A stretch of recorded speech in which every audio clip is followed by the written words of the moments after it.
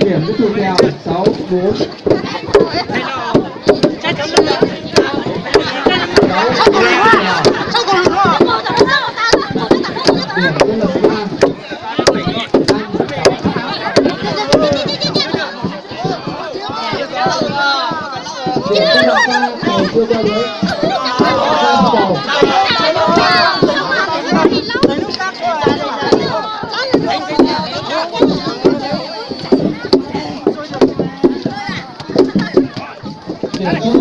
Sáu đều.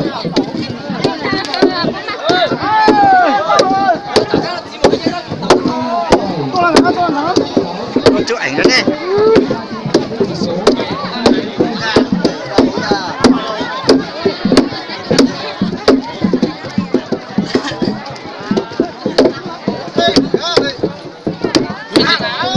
Mấy chị thái đó từ chị khỏe mới về hành cái mà. Tôi thả bếp lại đây.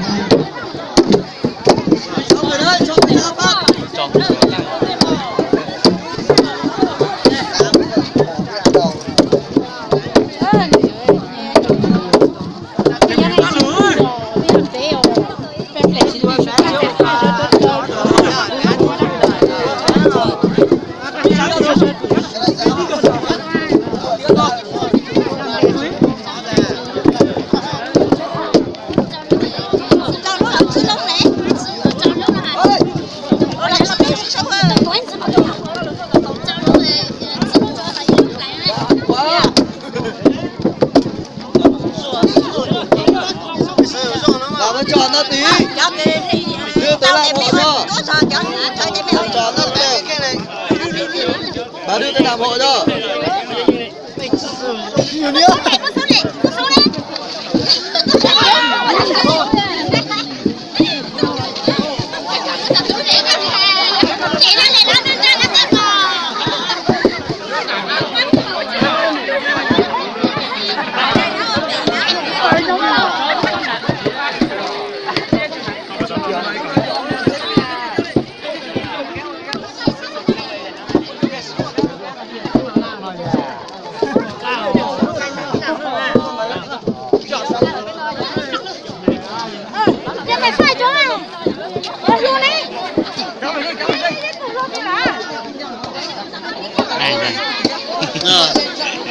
Nhanh đấy.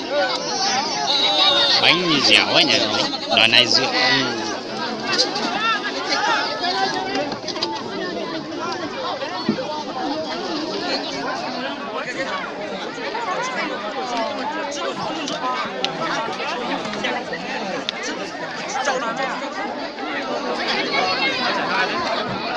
Bếp dẻo nhỉ. Mẻ này là trắng nhất đấy. Mịn và trắng. Mịn hơn những cái khác. Nhìn như kiểu xay ăn dày luôn. Cái này phải ăn nhiều thì ngon đấy. Đấy ăn nó có cái bánh nó rất là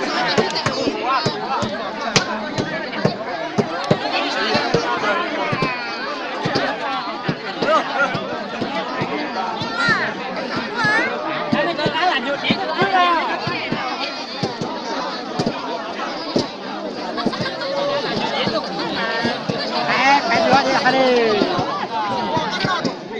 bây giờ mình có tăng cái nhỏ luôn bây giờ phải một cái này nó rất là một con lại hát với con được chơi bé nó lên tôi nói đi con này cái mò đi cho mà lo con tôi nó không không không không không không không nó chỉ tập hành nó đi chơi nó đi chơi à nhỏ mà nó chỉ chơi cho su nữa này cái chỗ cái gái lại đấy dùng cứ nhìn không có được sao nhìn đàn đi rồi bác không này cái gì à cô cái gì cà lông này cái gì đó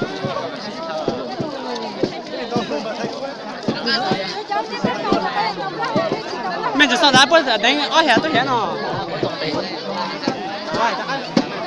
cho được cả không phải đường gà đâu nha cái kia là tây mũi to thôi Đường gà tròn xuống à? không phải đường gà tròn mũi cho xíu rồi đường gà tròn bên này này 300 này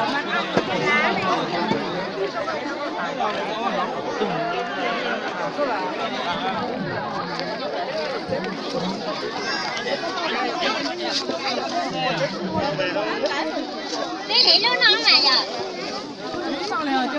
chính là sải